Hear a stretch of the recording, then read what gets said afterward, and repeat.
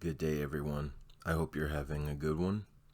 I am SteelGavel, and today, in honor of the PS5 release, I'm going to be doing a short drawing session, and I'm doing full macros, full shortcuts, raw image generation. Without further, I'm going. Draw, think, talk. So, first thing I do, open up my workspace. It is what it is already. Get myself situated. This one's probably going to be Sarah and May. And one of them is a believer, the other one isn't. So the drawing should reflect that. I'm going to basically establish where the ground is here. Establish where the space the two characters are going to take up is. And now that I got a space that they're both going to occupy, make a new layer, and then we just start going. So one of them, I can already tell you my brush is too thick. Contrapposto here.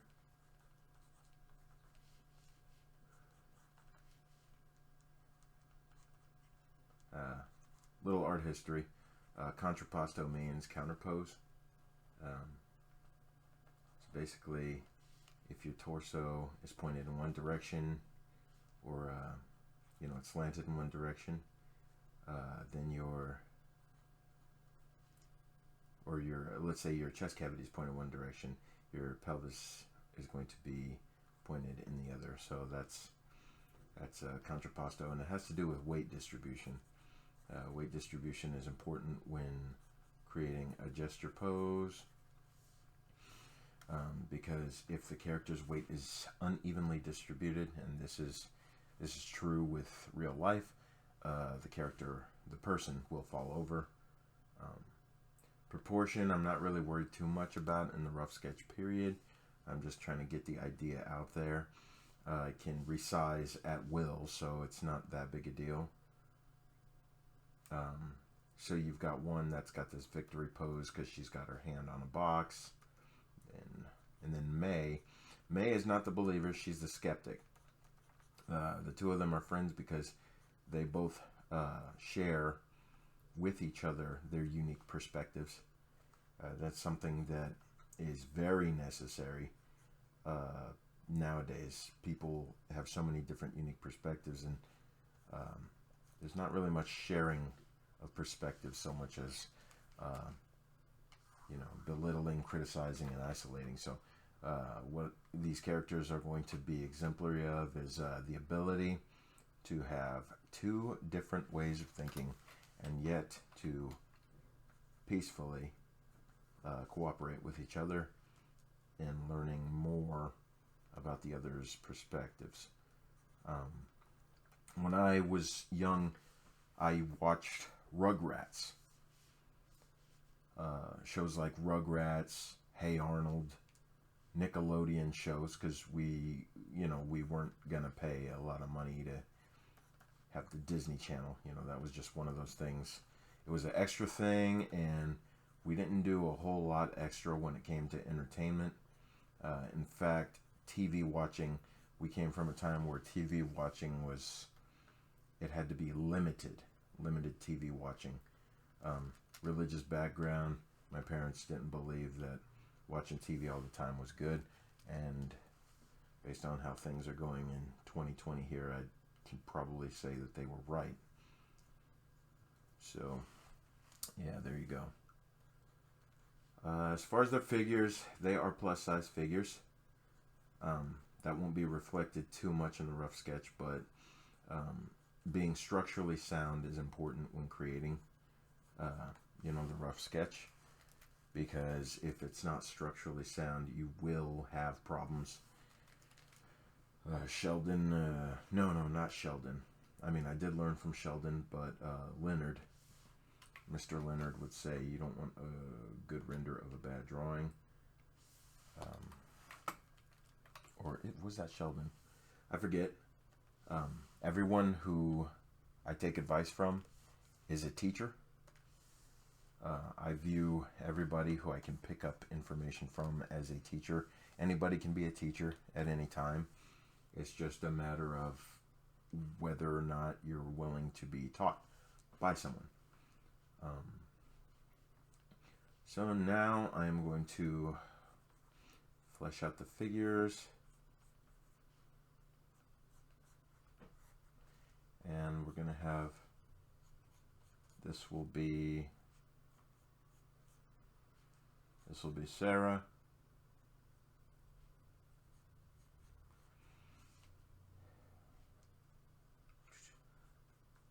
Sarah is about 17 years old.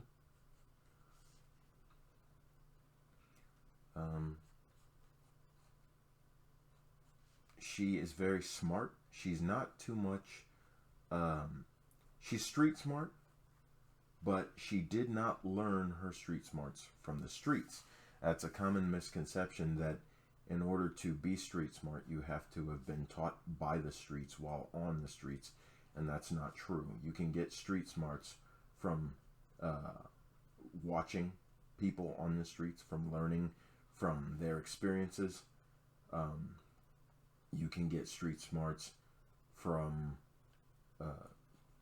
books. You can get, they say there's this distinction between book smarts and street smarts. Street smarts can come from books. That's something that a lot of people don't say, and it's actually true. It's not something that a lot of street smart people want to admit, because they value where they got their education, their school of hard knocks, or their life on the streets, or whatever. But we live in a time where information can come from anywhere, and I can learn about people's experience on the streets, and I can learn from their experience on the streets, from books, videos, documents. Music is a way to educate yourself on other people. And I mean, so basically you can learn from everywhere. I hate drawing feet. You can probably tell by looking at this, based on how I just approach the feet. You can tell I really don't like working on it. Hands are always going to be difficult. No matter what you do, there's always going to be a hand you have to draw. Transformations and shortcuts. Like I said, we're doing full macros here. In fact, since I've already drawn Sarah on one layer, I'm going to go ahead and do the macro for May. I think it's F7. Let me see. New object is F7. So let me see. I'm going to hit that F7 key. Nothing. Oh, I didn't activate my macros. So let me go ahead and launch macro. Load profile. Side macros. And then I believe it's super dot run. And then, yeah, now you're going to see the power of macros. I just hit F7. Keep an eye on this layers palette right here. Boom, F7. Bam. See all those new layers that appeared? Like I said, full macros. Anyway, this new object, P, we're going to call her May. And now all I got to do is draw her. So let's see. Now, May is the skeptic. She's, for everything that Sarah buys into, for every May, or for every Sarah, there is a May, a character who is a little bit tougher, a sell. She doesn't really know the value of this thing that Sarah is so excited about. So she's going to be having she's going to be asking a question, and the question's going to be, well, what is so great about this stupid little box that you lined up for, you paid $500 for, and you're waving it around now like it's going to bring about world peace? And Sarah,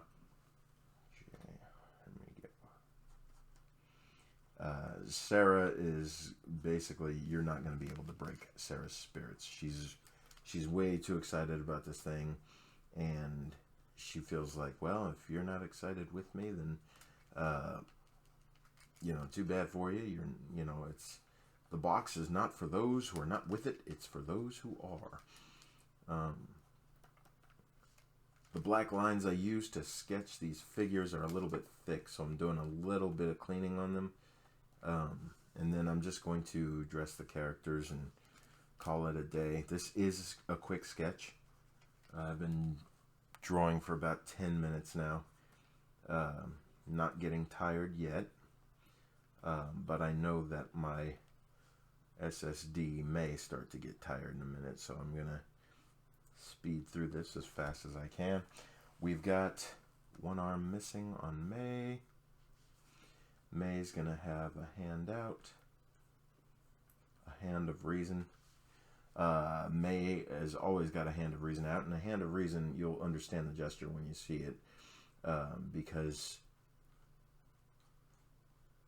it's a very universally, it's a human gesture. Hands of reason are a human gesture. Navel. Alright, so now is about the time, after the characters have been fleshed out, that I try to think about what kind of outfit I want for them. I try to keep them to the same colors. So for May, I'm thinking I'm going to give her some, oh goodness, while I'm at it, I might as well hit that macro for F7, and then I'm going to drop Sarah. Sarah's right there. I'm going to drop her into the flats layer. Or no, the line art layer. And I'm going to merge that down. There we go. Alright, then I'm going to name that object Sarah.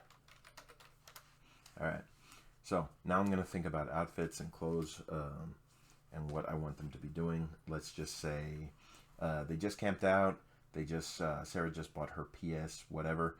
So nowadays, since this is going to be a 2020 based image, in 2020, girls don't really carry purses so much.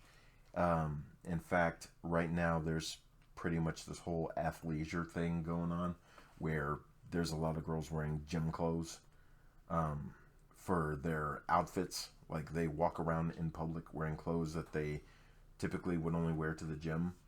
You know, some people find it, you know, acceptable. Others, you know, they not so much. But usually, and what I'm going to do is I'm going to zoom in on Sarah here. And actually I'm going to make a new object. New object is F7 again. Where's F7? There it is. Alright, new object, P, pants. P is the shortcut for pants. And then I'm going to, basically, I'm just going to draw a line, a thin line for where the waist of the pants are. And then I'm going to draw a pocket here. Actually, no, before I draw the pocket, I'm going to draw the object that is in the pocket. And then I'll make that a different layer. X, V, and then go back to the pants layer by jumping around a little bit.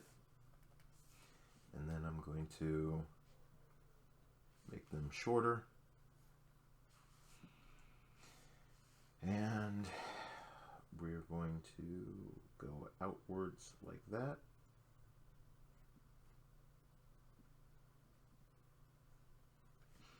And that'll be that. I think that should be good enough. Alright, so we got our pants done. And now we're going to add a, well, we got to name it. Pants. We already named it. Make another object. F7, P, line. No, I already named it line. It's going to be shirt.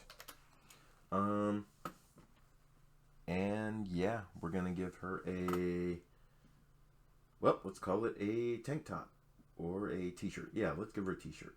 Yeah, so we're going to start with this line right here.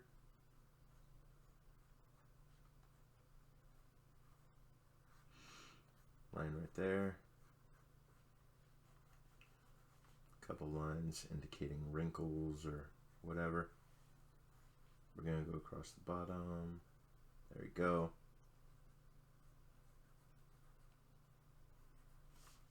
And then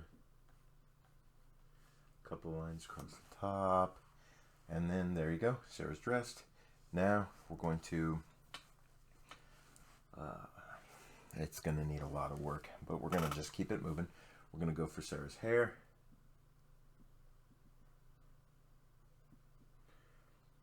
Sarah usually has short hair, but then she's got her little puffy balls right here. She's got her little afro balls.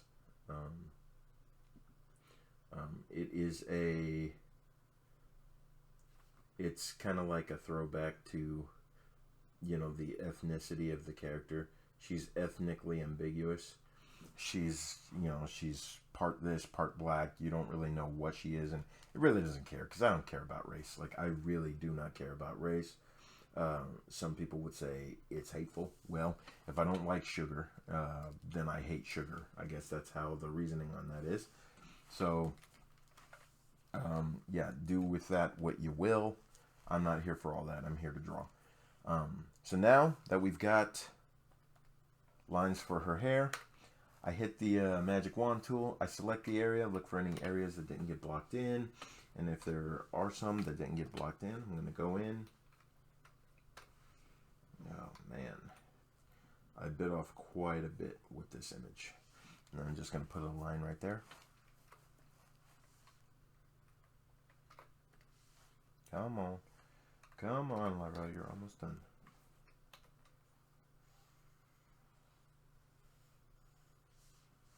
You may not see a whole lot of attention to detail. There'll be plenty of time for detail when we're done, you know, fleshing out the image. I'm just going to drop in some colors.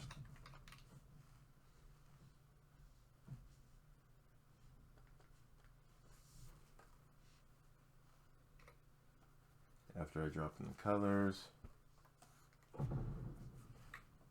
sounds like my neighbor just got home.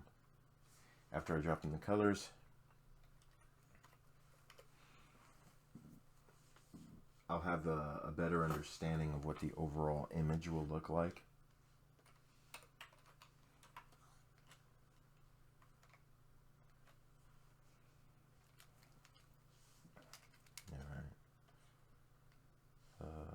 Shirt.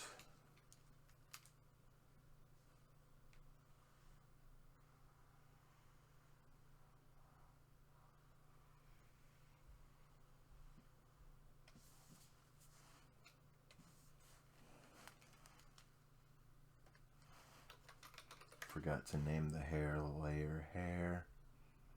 Can I go to the pants? Fill in some flats there. And then you notice how I don't have the line art for the hair. I'm sorry, the line art for the pants set up yet. That's not really too big a deal. I just select the line art for the lower body, go to the flats, and I do something called culling that, which is basically cutting away from everything except the area, the main area of the layer. Oh God, it's complicated, but it works. And then after that, you know, after I cull the layer, I put the layer there, add the shirt back on top of that, and mirror check it. Mirror checking is very, very important. Sarah is definitely off-centered, so even though the contrapposto is good, Sarah herself is not good at all. So I'm going to go to the top where it says Sarah, paste everything related to Sarah in one area, and then separate that from May. Line art, pants, shirt, color, hair, and then that's everything that is Sarah.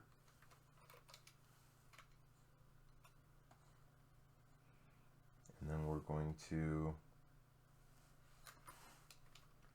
transform that. Now this is a very, very big sized canvas, so it may take a while. You might get a blank black screen for a little bit.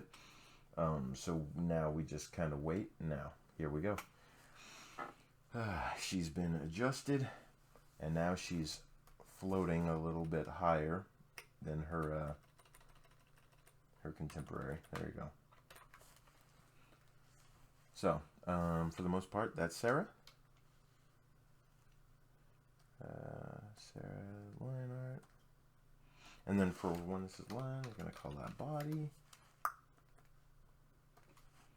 And then we're going to select that. Select that.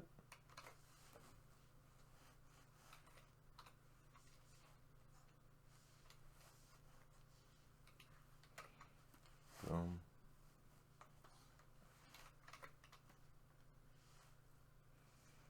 Boom.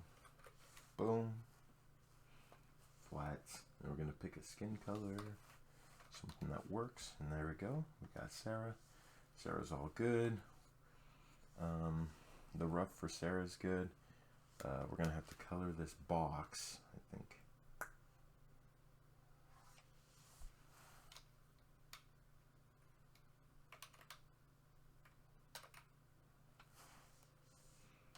And we're going to color it gray.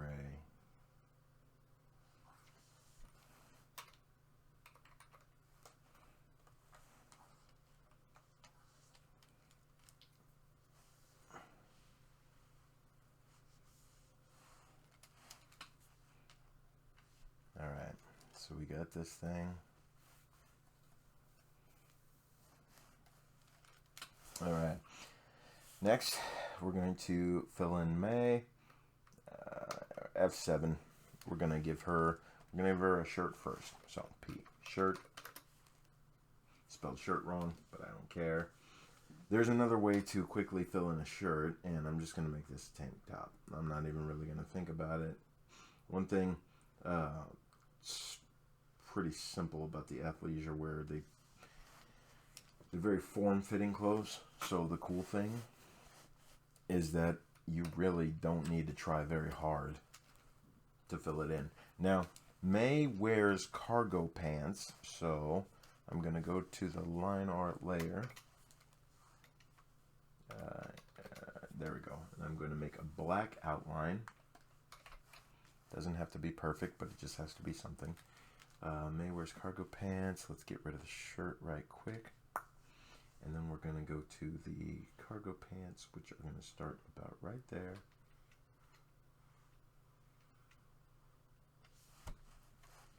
And the reason she's wearing the cargo pants is because she's more active. She's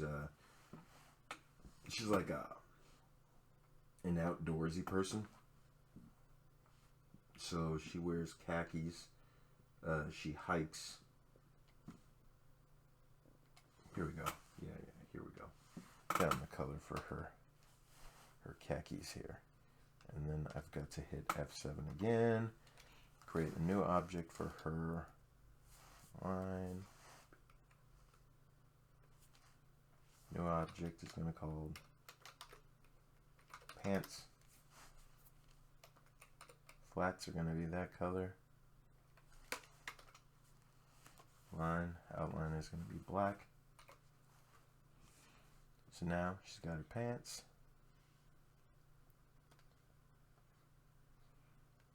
Pants are below the shirt. And then you've got her hair, which is going to be the next thing.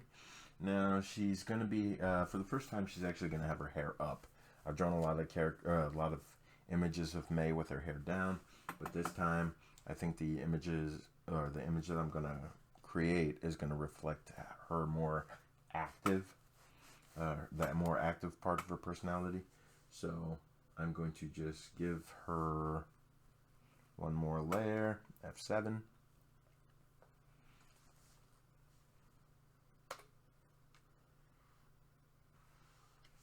And we're going to start with an overall shape for the hair. That's one shape. And then 2 shapes, 3 shapes, and then 4 shapes. 5. All right. So 5 shapes. And that's how we create May's hair.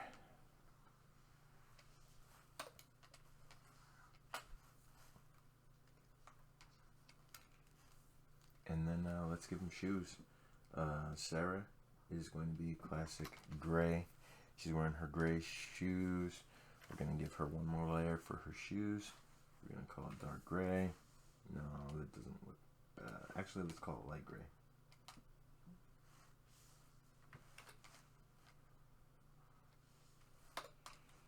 We're going to give her gray shoes and then a black shadow underneath her, so that she actually occupies a space.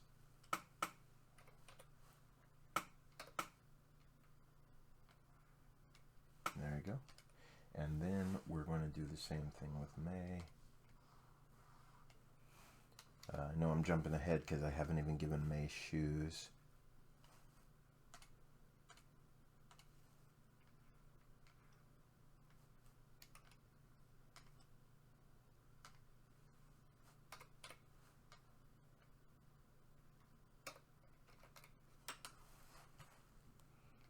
And I think May's shoes are orange.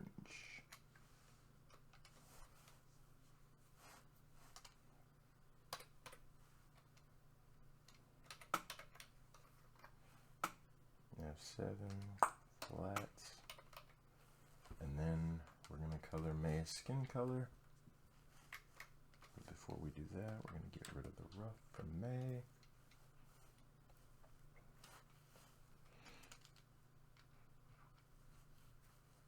And then May's skin color. Now May is more pale than her friend Sarah, so I'm choosing a fresh tone for May.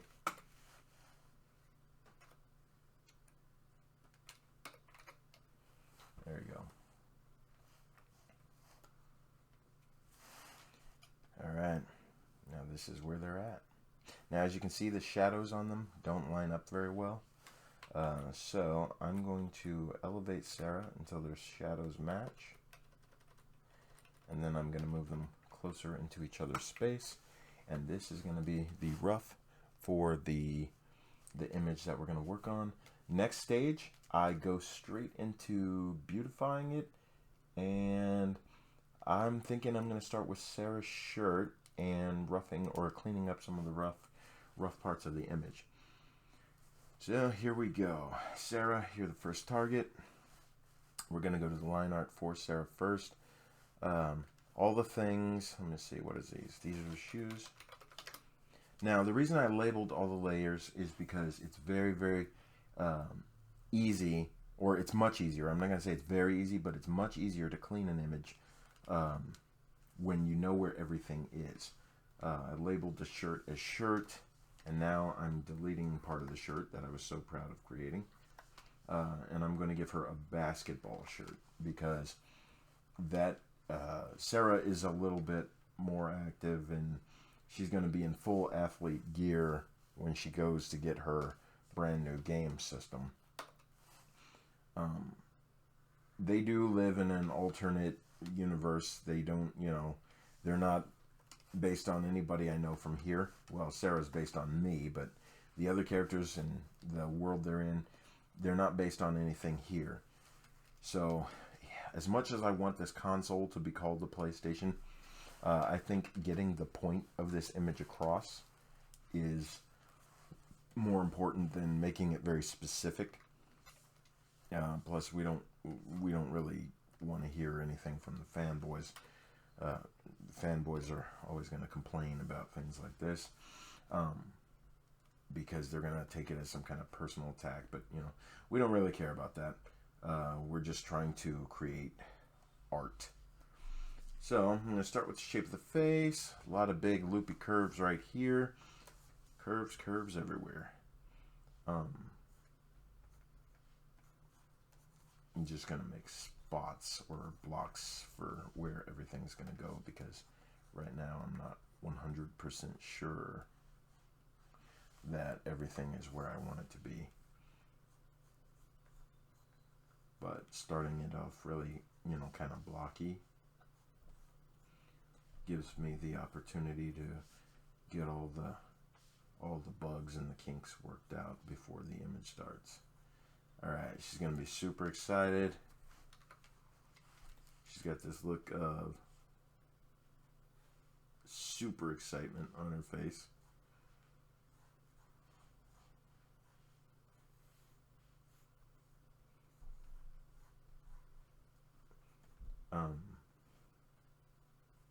Sarah is the type of person that could fall for the hype. Everybody to some extent falls for some kind of hype. Something new, some new amazing, sensational thing comes out, and we all have this feeling like we don't want to miss out on something.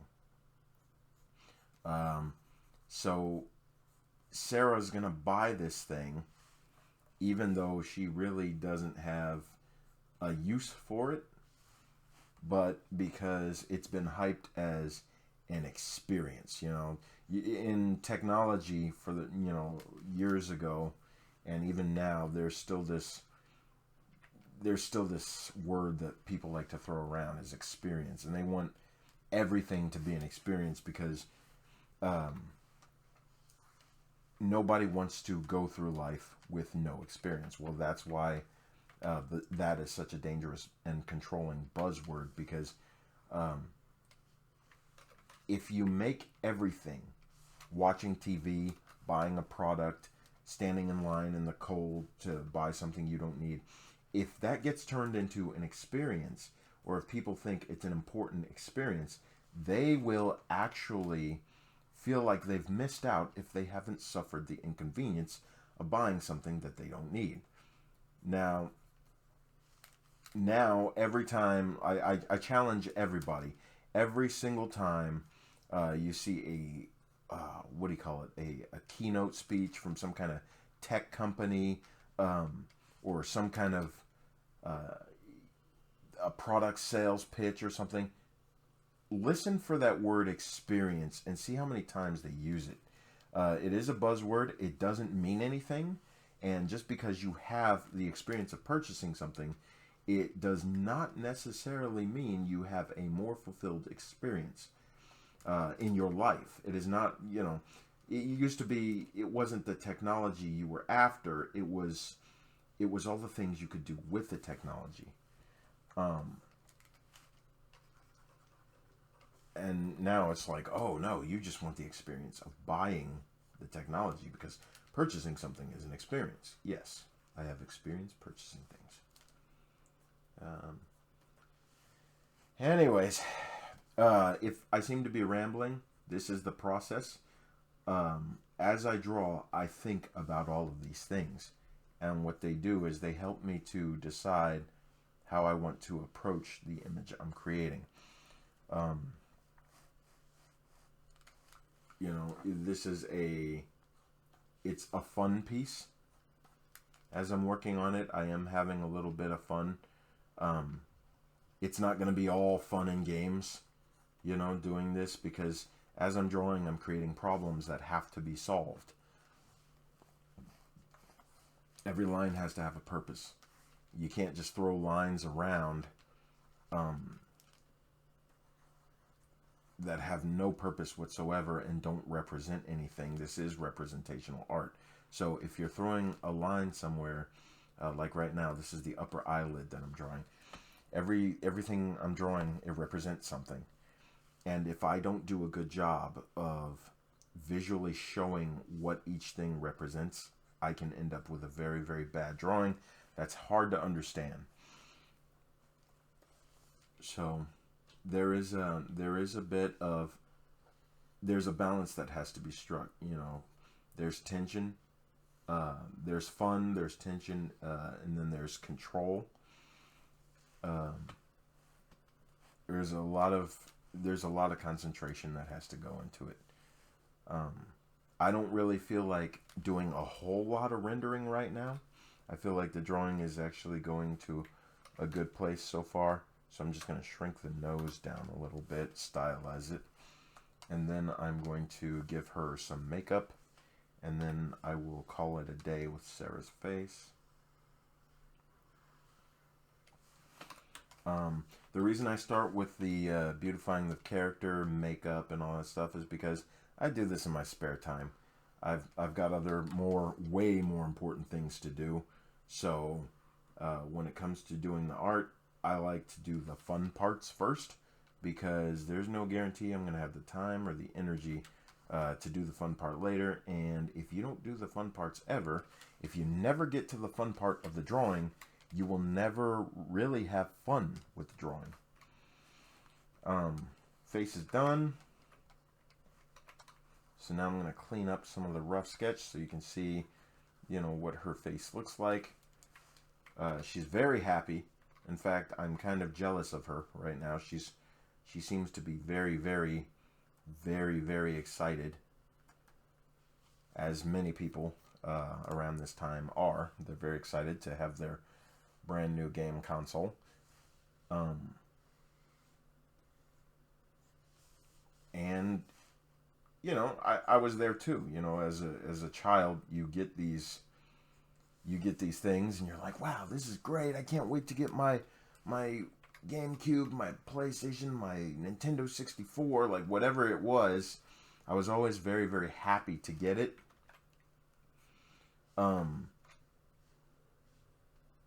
Sometimes you can feel like, wow, you know, once I get this thing, my life is gonna be so cool. You know, you think it's gonna have a profound effect on your life, but it's just, all it is something that's gonna occupy your time in the next phase of your life. You know, so it's really not all that it's cracked up to be. Nothing really is all it's cracked up to be.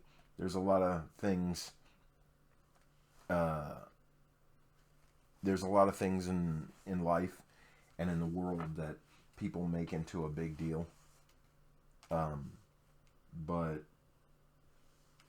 a lot of it has no importance whatsoever. And I mean, especially for the demographic they're going after with these game consoles.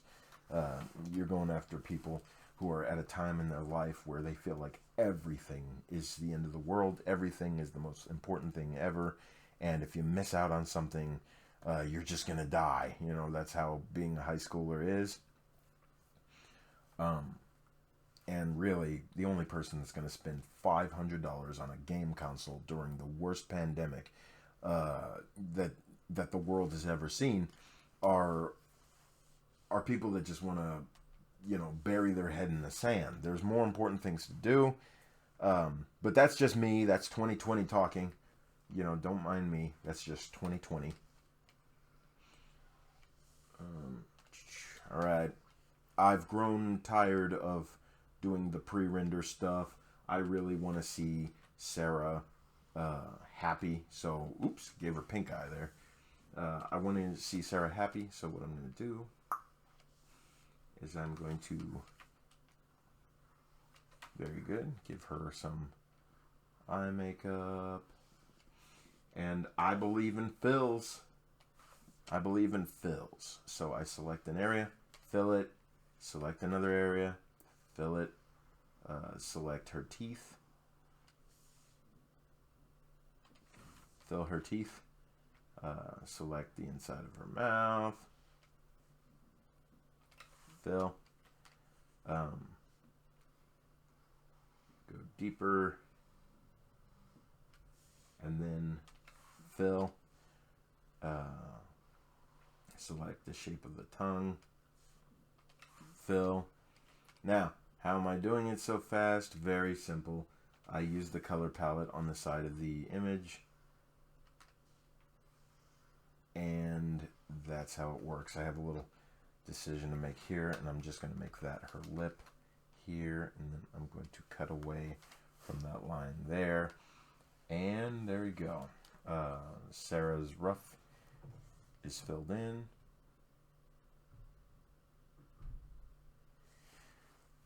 And now I'm going to go back to her hair layer.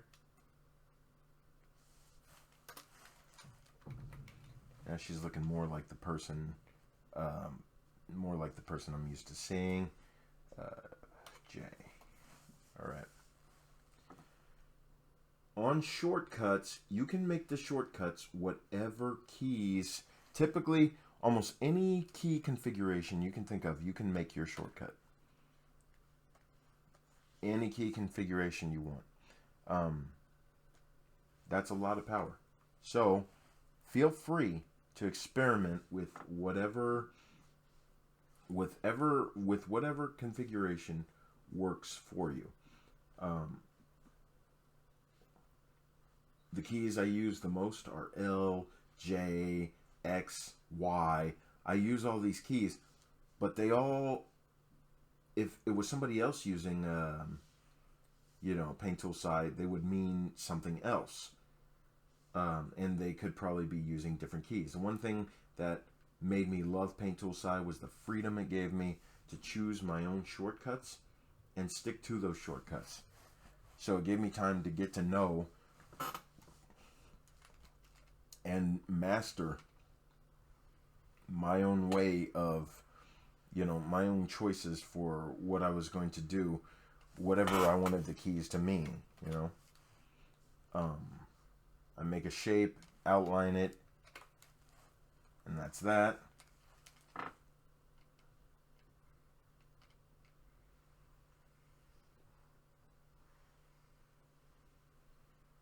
And there we go. We delete that. Outline it. We got 2 bangs for her hair.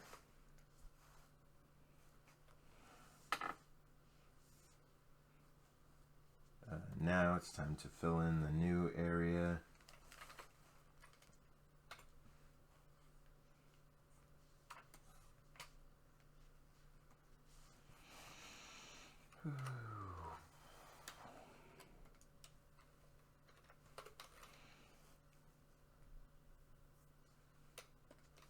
I am jumping around the layers very, very quickly.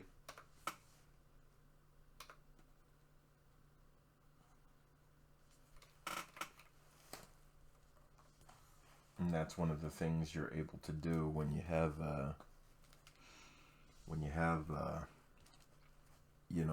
good understanding of your shortcuts and a good routine.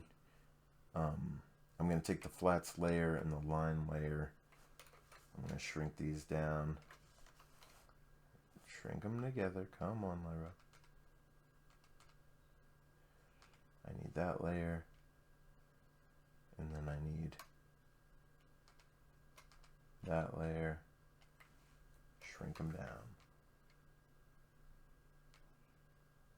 I found out that a few of these things were too big, so I'm shrinking them down a little bit. There you go.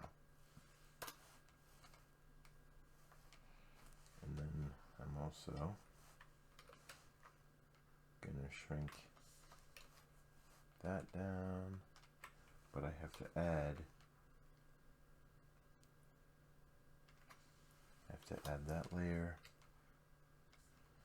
Gotta get rid of the hair layer.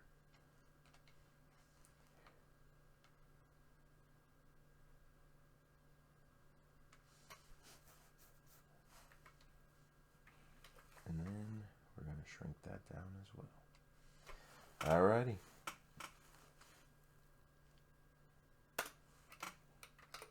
Alrighty. And now we're going to go to the layer below it.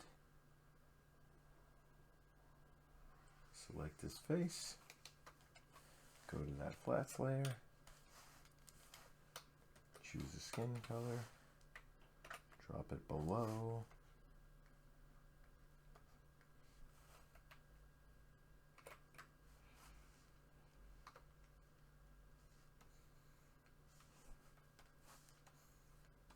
And then clean up all the excess.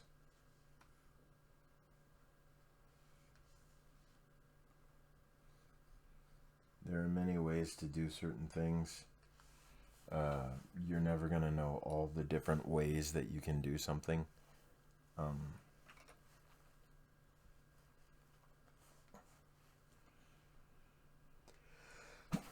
Put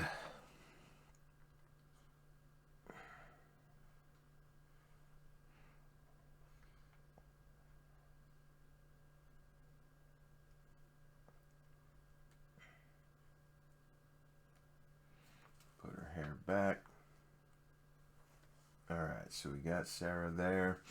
She's happy. She's happy, so I'm happy. I'm going to add a little bit of red under her face. We're going to blur it. Gaussian blur.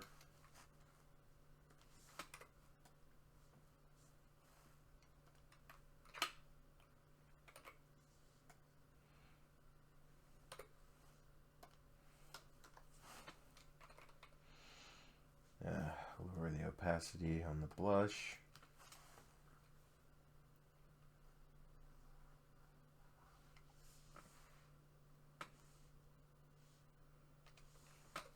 Give her green, more intensity towards the center of her eye. And then we're going to add some highlights.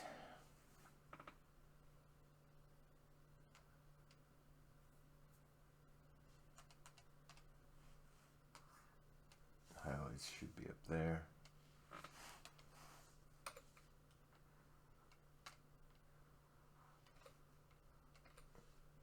I don't follow too many strict rules when working on highlights. I just do what I think. I do what I'm used to, and I do what looks right. I'm trying to get like a consistent result with these highlights, and right now the result is looking pretty consistent with what I usually get. So at that point, I'm just gonna call Sarah's face a day. I think I've given her way too much hair, so I'm going to give her a bit of a haircut, and then this side I'm gonna just, and there you go. She's now Sarah.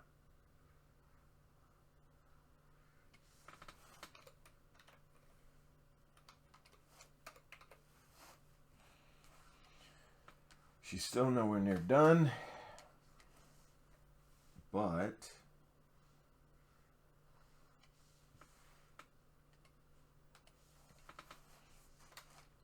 she's getting there.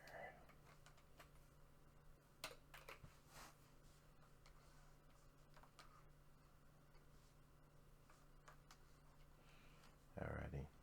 And then, yeah, that's Sarah for you. And then, now we've got May. And we're going to work out May's issues. But now, before I jump to fixing up May, and some people believe that you should make sure that the image is not so much rendered on one part of it than it is on the other. But for the sake of keeping this thing fun and showing just how far this goes, I'm going to start, rendering some of the other anatomy. Actually, I'll save that for a different video. And I'm just going to jump straight to helping out May with her appearance. So we're going to go to May next. And it's like I've been working for 49 minutes. I'm going to do a very, very quick render. A very high pressure, high tension render on May. And I'm going to just call... I'm going to call this a warm-up. So, May. May. Alright, let's go here. J.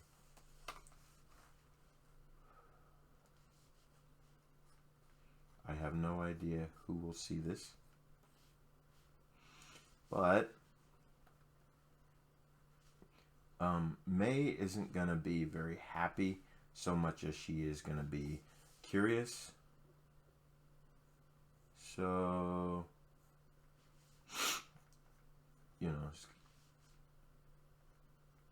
she's going to not be focusing on the game system. but rather she's going to be focused more on Sarah. So her eyes are going to be fixed that way.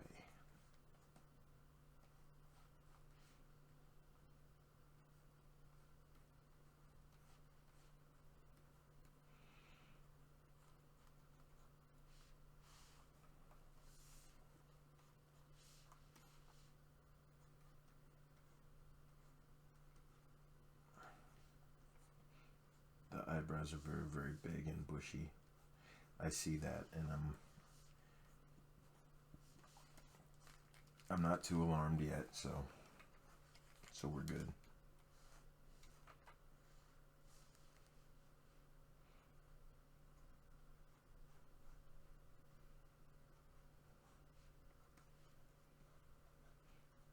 As far as the expression, not sure what I want the expression to be or what I want the mouth to be shaped like.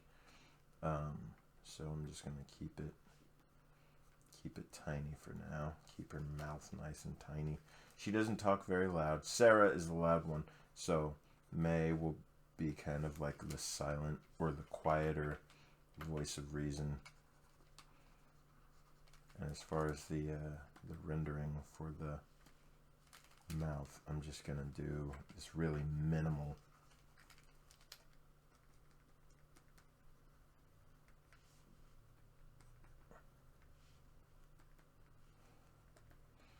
Yeah, minimal approach to the mouth. There you go. And then we're gonna rotate something. All right, so let's rotate this. And then we're gonna shrink this.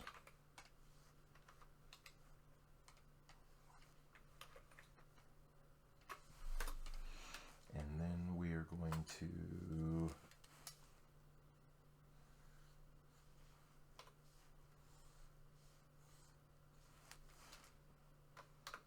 erase, shape the face a little bit better.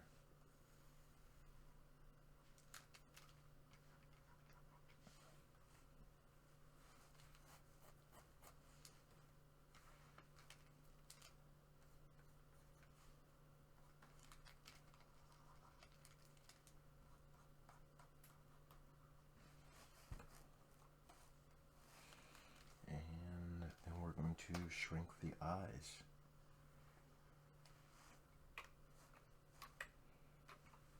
Here's one for you. To transform something in place, keyboard shortcut is Shift-Alt. Shift-Alt and then click drag. You're welcome.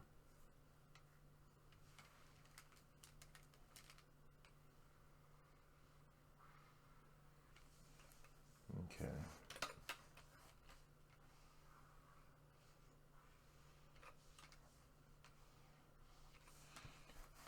I fill a lot of things in only because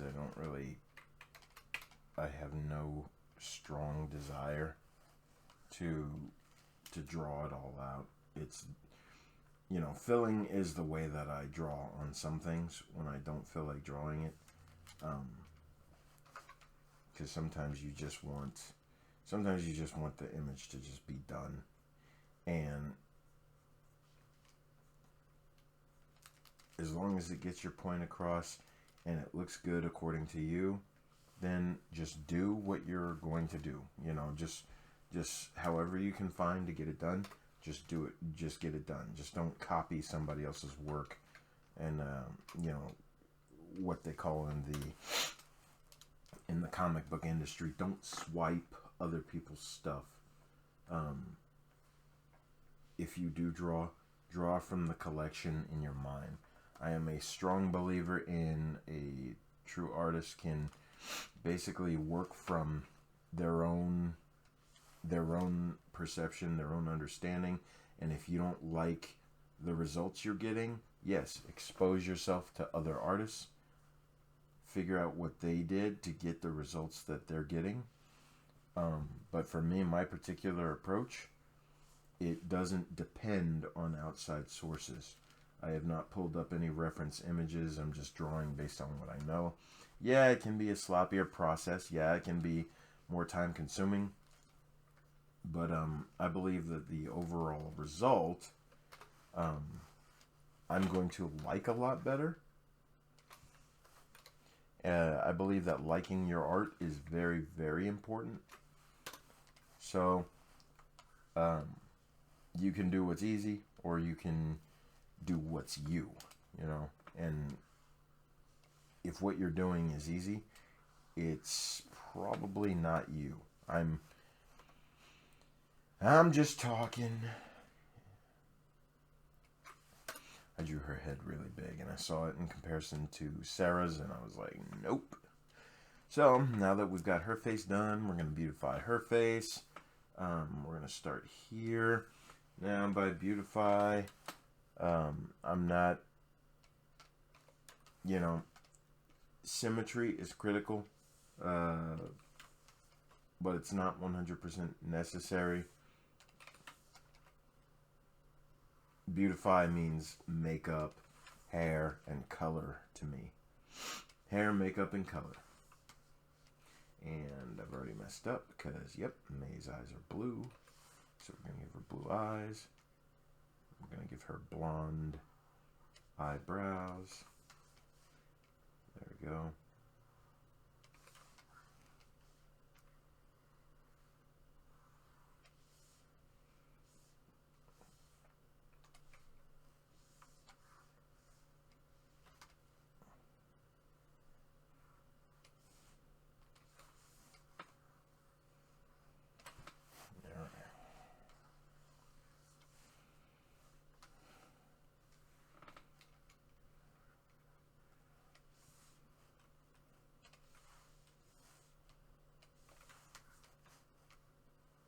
Go.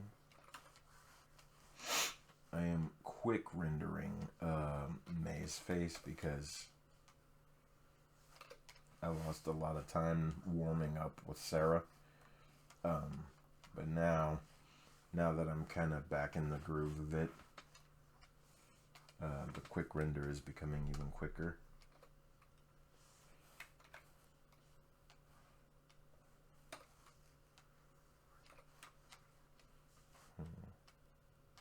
Color, line, pants, shirt, May.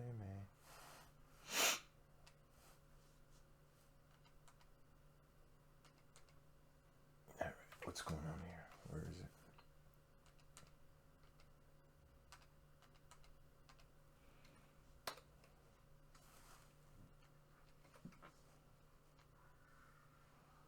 There we go. Alright.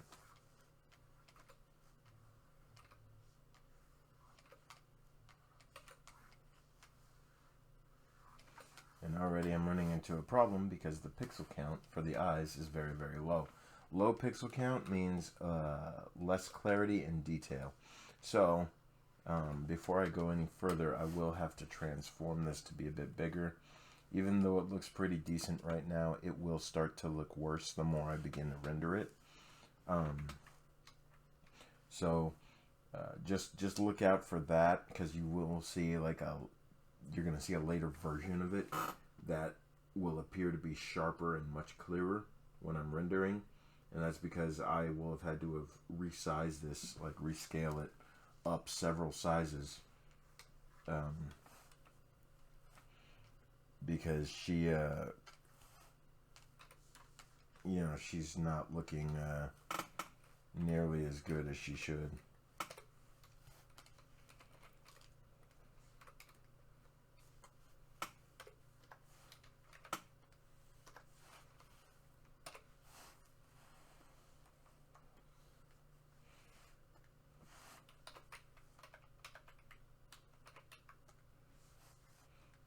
Thing I love about keyboard shortcuts is that you can correct mistakes almost instantaneously.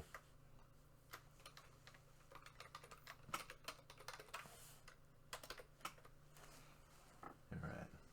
Once I get to a certain point where I'm liking where the image is, taking me, I remember to save, because saving is critical. I'm going to the hair now. I'm going back to the hair because I want Sarah's hair. May's hair. Where is... There it is. There's her hair. Alright.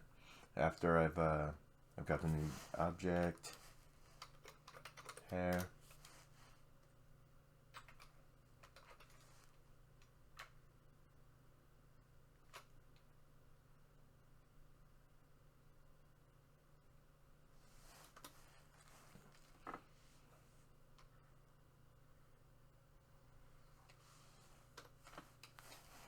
Alright, full opacity.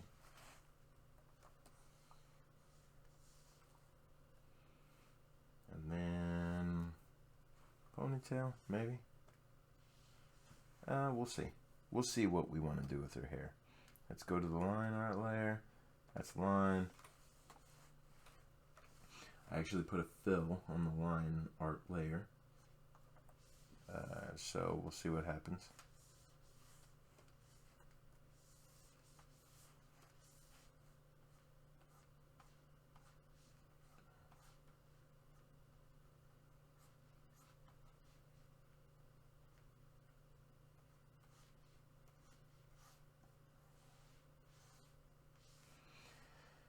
Now, hair is messy. And May's will be no exception, but I do want her hair to be, well, we'll see.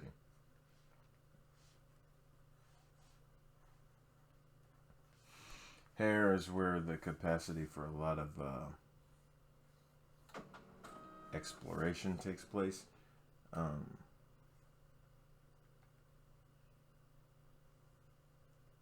Because hair is so organic, you know, and it goes in all these different directions. May's hair is a little bit straighter than Sarah's, so that'll be something to watch out for.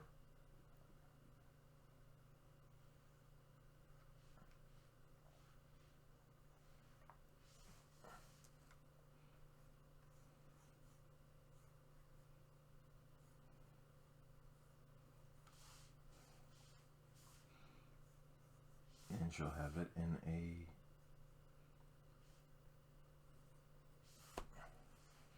uppity little bun.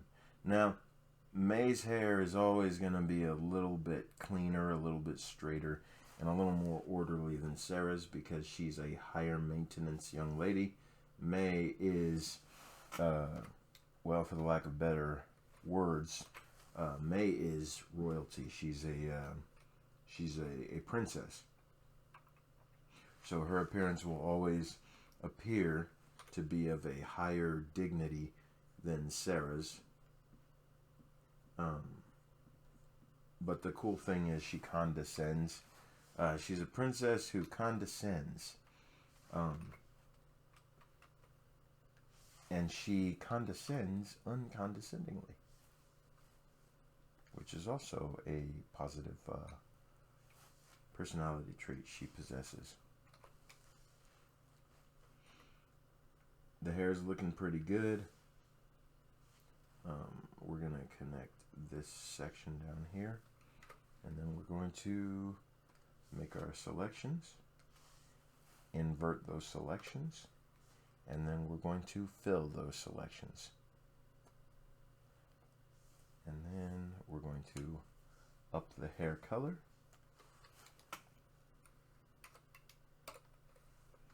Invert, delete. All right, so you've got May and you've got Sarah. They are both, they're both here. They're both, you know, they're both fleshed out and they're both ready to go.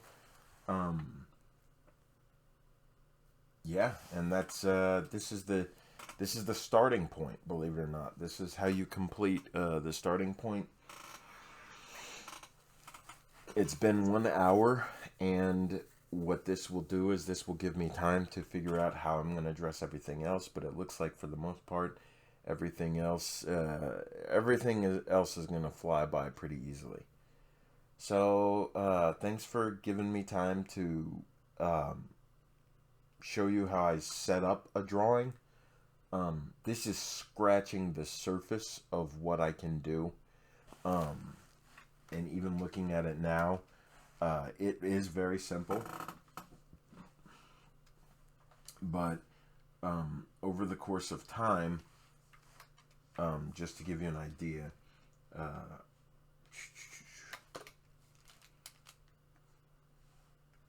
you know,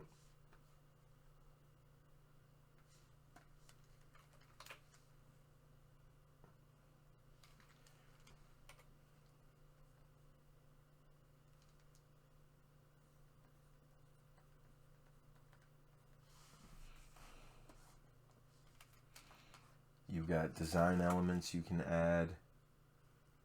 Let's back. Similar colored pixels. Copy. There's going to be a lot of back and forth here.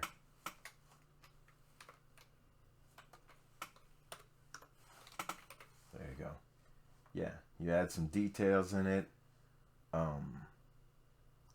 You make some different design choices. Man, the sky's the limit with the design.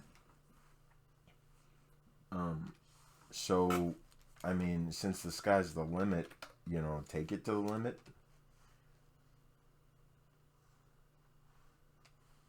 Branding is critical in this world that they're a part of. And you have complete control over the branding.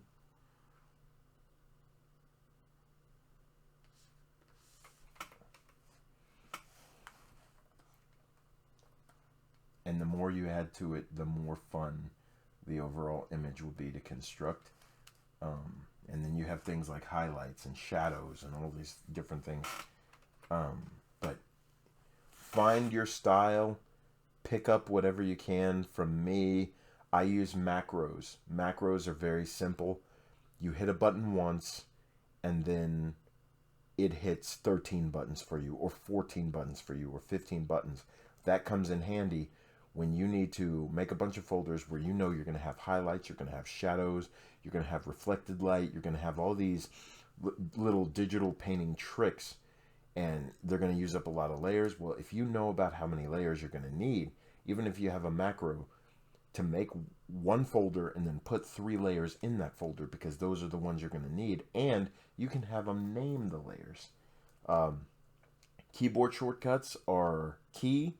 You can't do this in an hour if you don't have keyboard shortcuts, because you don't want to be hunting around looking for the right button to press or anything like that.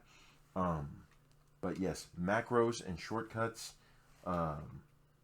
Macros and shortcuts are going to save a lot of time and a lot of energy. And there are so many more tricks that you can draw from. But the more tricks you know, and you don't even have to use them all. You're going to learn a billion tricks using these programs, and then over the course of time, you're going to figure out which tricks you use. Some you're going to use all of them, but some you're going to use more rarely than others. But I mean, that's the nature of this. It's fun. It is demanding. And if you treat it like a game, if you treat the art like a game, like, oh, how fast can I do this? How neat can I do this? How much precision can I get in the way I execute this string of commands? You're gonna have a lot of fun with it. And that's the thing. I do this for fun. I don't get paid for it. I thought one day that I would. But what I'm finding is that the world has gone so crazy that I don't really believe, and even what I wanted to do in cartoonist, I wanted to be a cartoonist when I was a kid. because like I said, I watched a lot of Nickelodeon shows, Rugrats, Hey Arnold, Doug. I watched all of that stuff, and I wanted to do it so bad. Went to San Francisco, went to the art college. All the kids were weird. The location was not friendly. Yeah, I hated San Francisco. I didn't like being there. And that was just touring the place. I couldn't imagine living there. I could never imagine living there. So I decided, oh, well, it was nice of my dad to drive me all the way to San Francisco for me to go to this place and tour it and see what it's like. And it wasn't a failure. It wasn't fruitless, because going there helped me to realize that it was not a place for me. I had no place in that place. So, not everything that doesn't work out the way you think it will is fruitless. The fruit of the labor was, well, I decided I was not going to go to that place. So where some people would look at it as a failure, or they'd say, oh, I'm confused, I don't know what to do next. I looked at it as simply being a reality check. I thought I wanted to do something, and I got a very, very,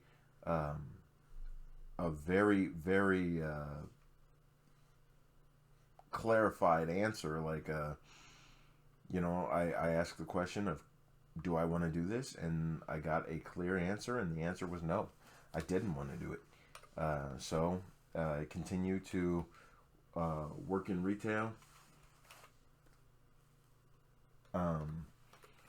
I continue to give my wife time to grow and to learn and to figure out the person she wants to be. And also in my spare time, my principal thing that I do is ministry. I'm a minister. So, I have a lot of, like I said, I have a lot of more important things to do. So, the experience of touring San Francisco and going to see the art college and, visiting the place that I always thought I would want to go, it turned up some really, really good information for me, and it helped me. I'm not going to say it was a life-changing experience, but I'll say it opened my eyes to the fact that if I wanted to be a cartoonist, I would definitely be wanting to find a different way to do it, because I could not live that life. It became apparent to me that they were selling, when I was touring that campus, it became apparent to me that they weren't just selling that school, they were selling a lifestyle, and I did not want to live that lifestyle. So that was pretty much it for me. That was it.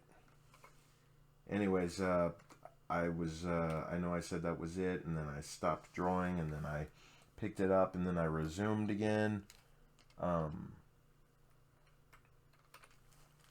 I tend to do that. So yeah, I apologize if I threw you off. The video's not over. This voiceover I might not even drop on this image, if I'm being absolutely honest with myself. But yeah, that's pretty much it. I guess the last but not least part of it is, if you want to see your progress, don't be afraid to erase parts that you're not using any longer from the sketch layer to see what the image looks like. And if you like what the image looks like, you've gone in the right direction. These two girls, yes, they appear to be white girls, and I am a black guy. I don't care about race. I don't care about race relations. I don't care about, I care about peace. And I believe that peace is just peace. If you are at war, if you're belligerent, if you're angry, if you're looking for a fight, if you're trying to start a fight, you are not at peace. So, That being said, on this channel, there's not much here. But what will not be here is discussions of any of the stuff that's going on in the world, the climate, the politics, any of that stuff. I believe in escapism, and I believe that you know, you have to be willing to step away from that for the sake of your own sanity. The things going on in the world will make you insane. You'll become a lot like, you know, we all know what a zombie is. Well, none of us want to be zombies. That's the funny thing about this whole situation. Nobody wants to be a zombie. But the way the world is, people try to push you to be a zombie. And I don't. You know, I just want to create a picture, a pretty picture. I want to color it. And I want to see, you know, I want to see it finished. I want to see something good in the world that was not there before. I will use a lot of different bright, shiny colors. There will be a lot of multicolored images with a lot of colors going on. Don't read anything into it. I don't affiliate myself with any political groups, movements, or anything. I use colors because colors are pretty. I don't care what you think or what anybody thinks they represent. And if anybody wants to get into this with me, get lost. My name is SteelGavel, because when I pronounce a judgment in a space where I am, it is what it is. I'm not here to fight anybody. Nobody should be out to fight anybody else. I draw to stay sane. And basically, without further ado, let's go ahead and it's not finished. It's nowhere near finished, but I'm going to put some finishing touches on it. So first things first, I'm going to outline it. Sorry for the rants. I'm not, you know, I don't try to go into rants, but one thing you'll also learn about me is I refuse to separate artist from their art. There is a belief out there, floating out there in the ether, about artistic communities and how if you can succeed in separating the artist from the art, you can accept the art from people that don't have the same beliefs and ideals as you. I think that's wrong. And I come from an upbringing that teaches me that everything you do, good or bad, is accounted for. And if you attempt to separate the art from the artist, what you're actually attempting to do is separate something that could be very good from a person because you believe they have a transgression. And that's a criminal thing. Not even, you know, not even God does that to people. So if you believe that you can separate the artist from the art from the artist, or you can like, you can judge a person or say they're terrible, they're wicked, they're evil, but then like something that the person does, then you're pronouncing a false judgment, and it's based on selfishness and your own personal desires projected onto that artist. One of the things I like about being an artist is your unique views, your decision making, your principles are what create this image. I am the one that creates this image because I just wanted to do it. To try to take what I create and separate it from me is a criminal act. It's wrong, it's cowardly, and it's an attempt to scrub truth from history. And if you think that's a bit heavy, I never turn it down.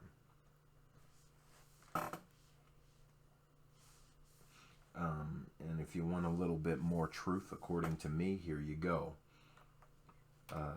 May says, Sarah.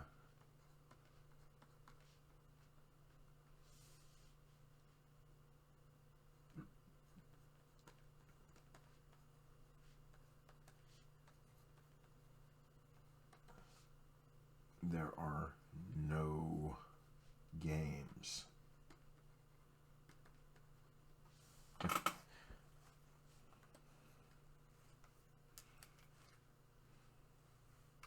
There we go.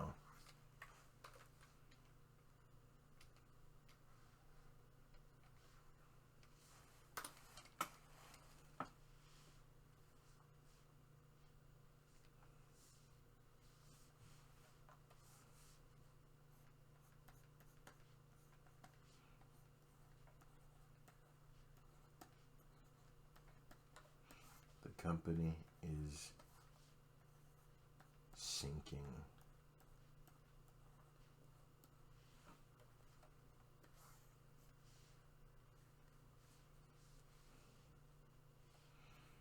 But Sarah, there are no games. And the company is sinking.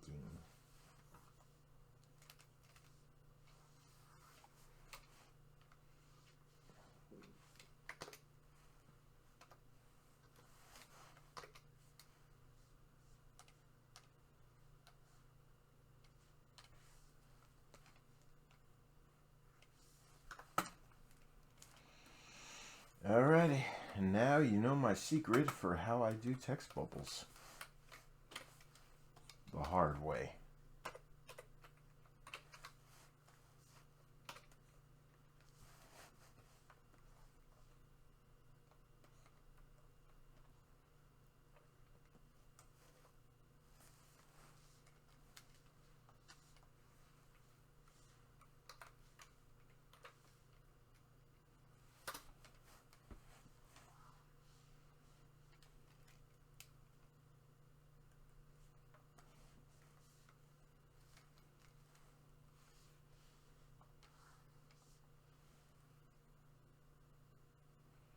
Oh, I got it.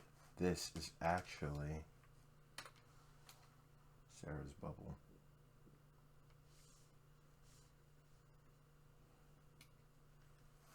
There we go. And then we're going to duplicate that. And we're going to go outside and we're going to make that maze bubble.